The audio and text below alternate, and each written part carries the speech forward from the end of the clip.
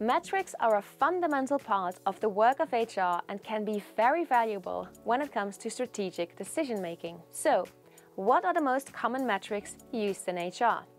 And how can you apply them to your work? Let's find out. Hi there, I'm Nelly and welcome to a new episode of Learning Bites. In today's video, we'll talk about the 13 most common HR metrics related to revenue, recruitment, retention, and L&D. If you want even more examples of HR metrics, check out our 51 HR metrics cheat sheet guide using the link in the description below. And don't forget, subscribe to our channel, hit the notification button and like this video. Now, let's get into it. Our first category is revenue metrics. Revenue per employee. This metric is an indicator of the quality of hired employees. It can be calculated using this formula. Revenue per employee equals revenue divided by the total number of employees. Performance and potential. This is another common metric, which is calculated based on the 9-box grid. This model shows which employees are underperformers, valued specialists, emerging potentials, or top talents. This metric is great for differentiating between wanted and unwanted turnover. Engagement rating. This is an important soft HR outcome, as engaged employees perform better. To track this metric, you can use an annual engagement survey, pulse survey, or the Employee Net Promoter Score, ENPS. The second category is recruitment metrics. Time to hire. This is an important metric for recruitment. It grants insight into your recruiting efficiency and candidate experience. This metric measures the number of days between a candidate applying for a job and them accepting a job offer. Cost per hire. This measures how much it costs the company to hire new employees. You can use this formula. Cost per hire equals total costs of hiring divided by the number of new hires. Early turnover. This is arguably the most important metric for determining your hiring success. It indicates whether there is a mismatch between the person and the company, or the person and their position. The formula is early turnover equals the total number of leavers in the first year divided by the number of employees in the first year times 100. That brings us to the next category,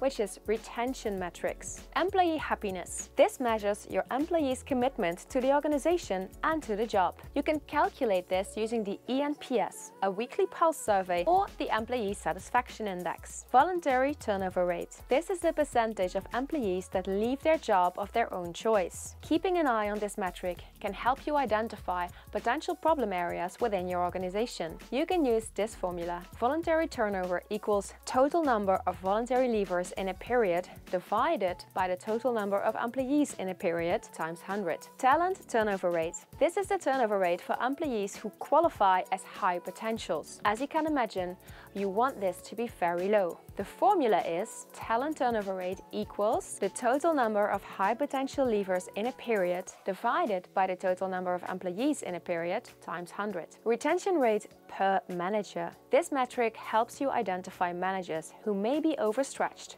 with management responsibilities or that don't have the tools or training they need to be effective. You can use this formula. Retention rate per manager equals the total number of employees per manager minus the number of employees who have left per manager divided by the total number of employees per manager times 100. Speaking of training, that brings us to our final category, L&D metrics. Training expenses per employee. This is one of the most common L&D metrics. It helps you track development costs to make smarter investments in L&D. The formula is training expense per employee equals training budget divided by the number of employees who need training. Training effectiveness index. This is another important L&D metric. You can set training goals and check whether employees have reached those goals after the training to track this metric. You can also look at baseline productivity and the impact of training over a longer period of time. If your training is effective, your employee productivity index should also increase. Training efficiency. This helps you make sure you're getting maximum value out of your L&D budget. You can use this formula. Training efficiency equals training expenses per employee divided by training effectiveness index. So there you have it.